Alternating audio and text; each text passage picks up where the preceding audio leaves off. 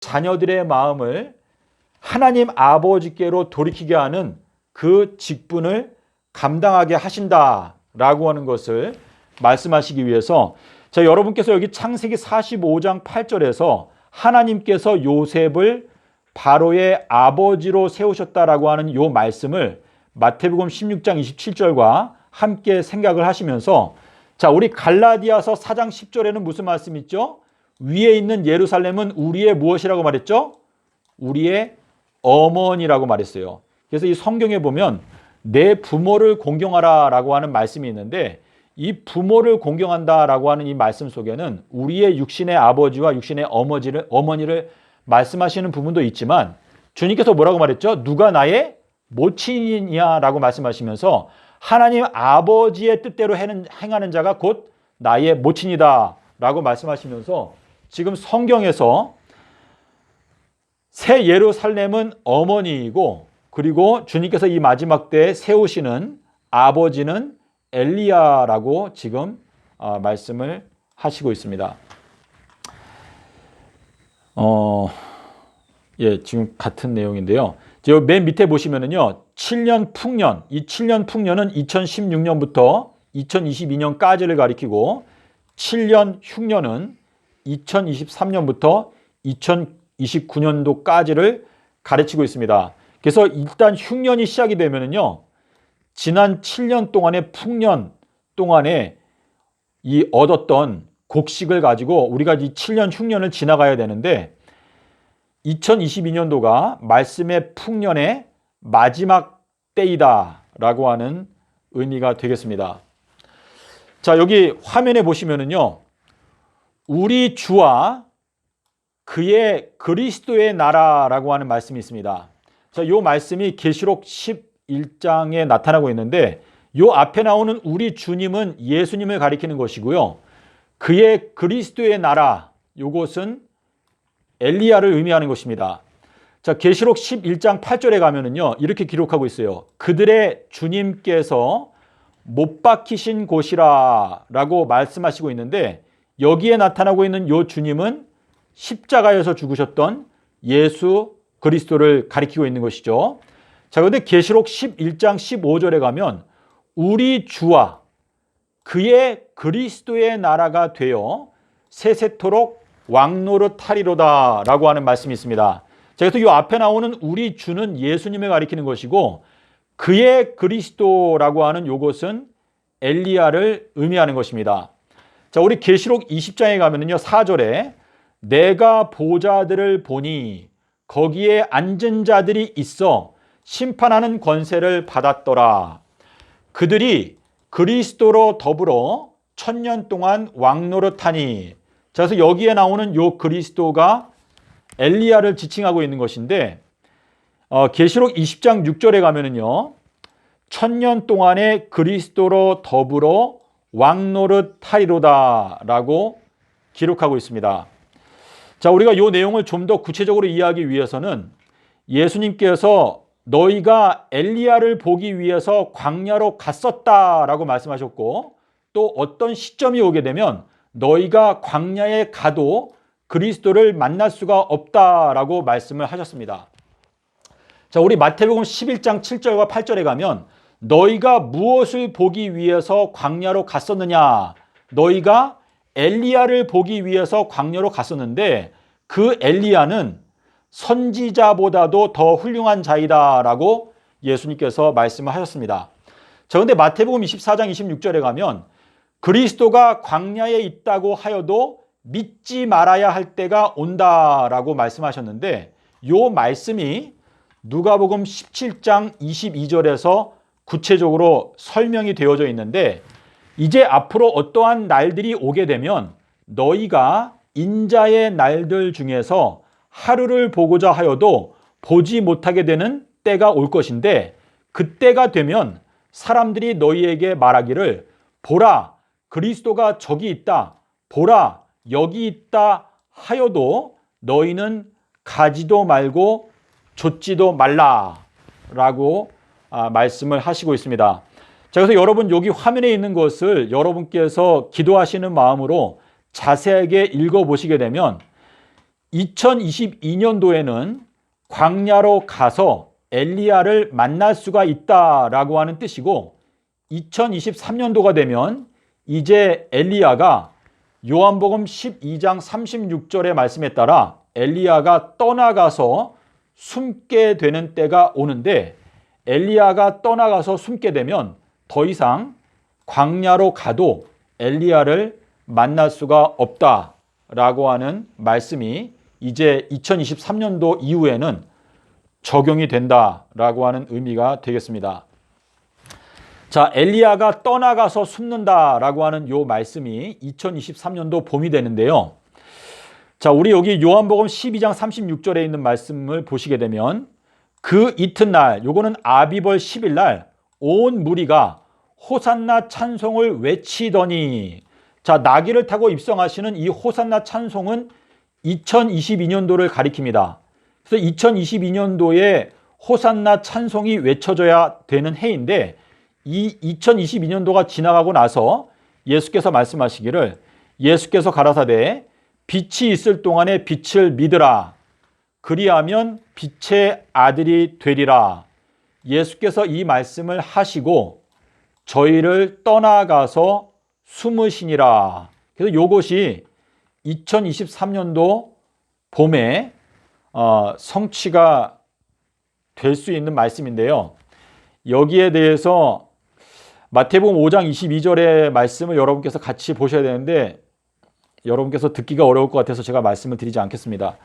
자, 내가 떠나가는 것이 너희에게 유익이라, 요한복음 16장 7절에 말씀을 하셨는데요. 여기 떠나간다라고 하는 요 단어가 예수님께서 이제 하나님의 보좌로 올라가시는 것을 말씀하시는 것인데, 계시록 12장 5절에 나타나고 있는 그 아이가 하나님과 보좌 앞으로 올리워 가더라 라고 하는 요 말씀이 2023년도 봄에 성취가 되도록 지금 성경에 기록되어져 있는데, 지금 가장 중요한 것은 마태복음 5장에 있는 말씀인데요. 여러분께서 마태복음 5장에 이렇게 기록하고 있어요. 마태복음 5장 25절에 있는 말씀인데요. 여러분께서 이 마태복음 5장 25절을 꼭 기억하시고, 특별히 두 선지자의 직분을 감당하고자 하는 분들은요, 이 말씀을 꼭 마음 가운데 명심하시기를 바랍니다. 너를 송사하는 자와 함께 길에 있을 때에 급히 사화하라. 그 송사하는 자가 너를 재판관에게 내어주고 재판관이 관에게 내어주고 옥에 가둘까 염려하라. 진실로 너에게 이르노니 네가 마지막 고드란트라도 남김없이 다 갚기 전에는 결단코 그 감옥에서 나오지 못하리라. 자, 이것은 엘리야에게 주시는 경고인데요. 여기에 나오는 이 마지막 고드란트, 이거는 이제 두 렙돈, 이 한 고드란트가 두 렙돈인데, 두 렙돈은 두 선지자를 말하는 것이고, 과부가 두 렙돈을 헌금함에 넣게 되는 것을 성공해야 엘리야는 그 감옥에서 나올 수가 있다라고 하는 것을 예수님께서 경고를 하시는 것인데, 두 선지자가 준비가 되어야지만이 엘리야는 그 감옥에서 나올 수가 있게 될 것이다 라는 것을 예수님께서 말씀을 하시고 있는 것입니다. 근데 지금 이 말씀 속에서 기본적으로 예수님께서 짜놓으신 틀은 2023년도 봄에 엘리야가 떠나가서 숨게 된다라고 기본적인 틀을 정해 놓으셨는데, 마가복음 12장에 가면은요, 마가복음 12장 41절에 이 과부가 두 렙돈을 연복궤에 넣게 되는 그 날짜가 아비벌 12일로 기록이 되어져 있습니다.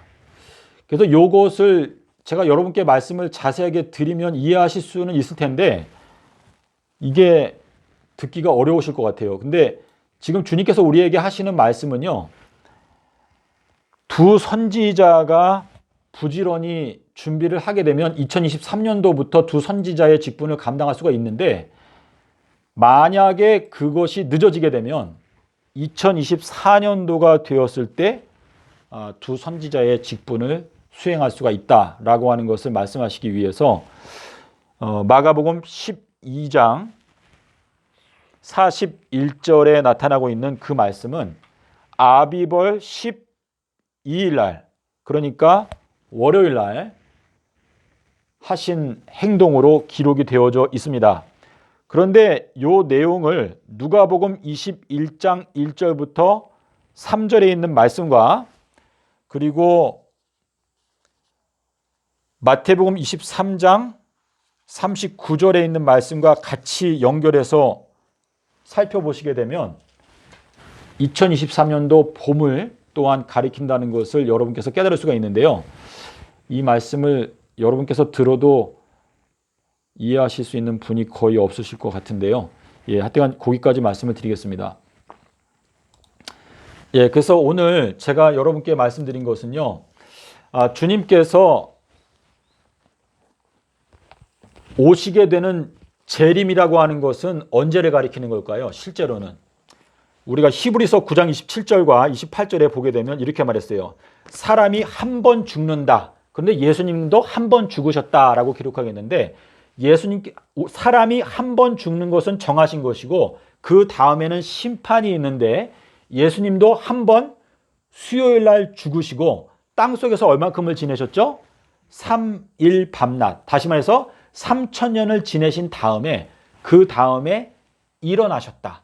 그래서 일어나시게 되는 것은 일요일을 가리키는 것인데 그 일요일이 되었을 때에 우리가 예수님을 만날 수가 있다라고 하는 의미가 거기에 들어있어요. 그래서 히브리서 9장 27절 28절에서 사람이 한 번 죽는 것은 정하신 것이고 그 다음에는 1000년 동안에 심판하는 기간이 있고 그 다음에 우리가 예수님을 만나게 되는 것을 설명하기 위해서 이와 마찬가지로 예수님께서도 한 번 죽으시고 그 다음에 어떻게 한다고 했어요? 심판 과정이 있고 그 다음에는 죄와 상관이 없이 몇 번째? 두 번째 나타나신다라고 기록을 하고 있습니다. 주님께서 우리를 만나 주신다라고 하는 것은 이 온 우주의 전능자, 다니엘서 9장에 가면은 지극히 거룩한 자가 기름 부음을 받는다라고 하는 그 말씀 속에서 예수님은 어떤 분이에요? 온 우주의 지존자가 되시는 분이 예수님이세요. 근데 그 예수님을 우리가 만나기 위해서는 엄청난 준비가 필요합니다. 예비가 필요해요. 근데 그 예비 과정이 3000년의 예비 과정을 준비해 두셨는데 이 과정을 사람들에게 맡겨놓고 지금까지 이것이 다 이루어져 왔지만 이 마지막 천년기가 시작되기 전에는 이제 엘리야를 부르셔서 엘리야에게 기름을 부으시고 이제 1000년 동안에 하나님의 자녀들에게는 신부로 예비하는 기간을 주시고 그리고 악인들과 악한 천사들은 어떻게 한다는 거예요? 이제 심판한다. 그래서 심판해서 포도즙 틀을 밟는다라고 이렇게 말하고 있는데 계시록 19장에 가면 뭐가 나오죠? 백마탄자가 나오죠. 근데 그 백마탄자가 어떻게 한다고 그랬어요? 친히 그 포도즙 틀, 여호와의 진노의 포도즙 틀을 밟게 될 것이다 라고 기록하고 있는데 그 백마탄자가 입고 있는 옷은 뭐라고 말했죠? 피 뿌린 옷을 입고 있는데 그 옷은 뭐라 그랬어요? 하나님의 말씀이라 칭하더라 라고 기록하고 있어요. 자, 피 뿌린 옷이라는 건 뭐예요? 자, 흰무리가 무엇으로 옷을 씻었다고 말했죠?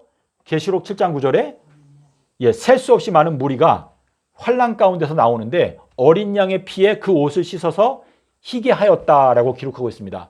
자, 근데 우리가 히브리서 9장에 가면은요, 우리의 양심에 무엇을 받아서 피 뿌림을 받아서 양심의 죄악을 깨닫는다라고 말했어요. 그래서 계시록 19장에서 피 뿌린 옷을 입는다라고 하는 것은 우리가 엘리야를 포함해서 백마탄 군대들은요, 전부 다 흰 옷을 입게 되는 것인데 피 뿌림을 우리의 마음 가운데 받게 되면 우리의 양심 가운데 지금까지 숨겨져 있었던 죄악들을 우리가 깨닫게 된다라고 하는 의미가 들어있는 것인데 이 백마탄자가 계시록 19장에 가시게 되면 19장 13절에 그가 피 뿌린 옷을 입고 있는데 그 이름은 하나님의 말씀이라 칭하더라. 그래서 이 피 뿌렸다라고 하는 것은 예수 그리스도의 그 십자가의 공로가 그 마음 가운데 뿌려지는 그러한 경험을 하나님의 말씀을 통해서 하게 된 사람을 의미하고 있는 것입니다. 예, 오늘 어느 정도 말씀을 드렸는데요. 예수님의 계획을 다시 한번 요약하게 되면 예수님께서는 여호와의 크고 두려운 날을 3030년이라고 말씀하시고 있습니다. 그래서 그 3030년이 오기 전에 엘리야를 보내셔서 1000년 동안의 모든 것을 회복하게 하시고 그 다음에 우리가 주님을 만날 수 있다라고 하는 뜻인데, 완전한 것이 올 때에는 우리가 주님의 얼굴을 볼 수 있다라고 고린도후서 13장 10절과 12절에서 말씀하시고 있는데, 우리가 주님의 얼굴을 보게 되는 때는 언제예요? 1000년이 다 지나간 다음에 계시록 22장 4절에 가면 우리가 주님의 얼굴을 본다라고 말하고 있습니다. 그래서 우리가 주님의 번개와 같은 그 쉐키나의 영광을 보게 되는 것은 3030년에 보게 될 수 있다라고 하는 것을 말씀을 하시는 것입니다. 네, 오늘은 저희가 말씀을 여기까지 나누고 마치도록 하겠습니다. 감사합니다.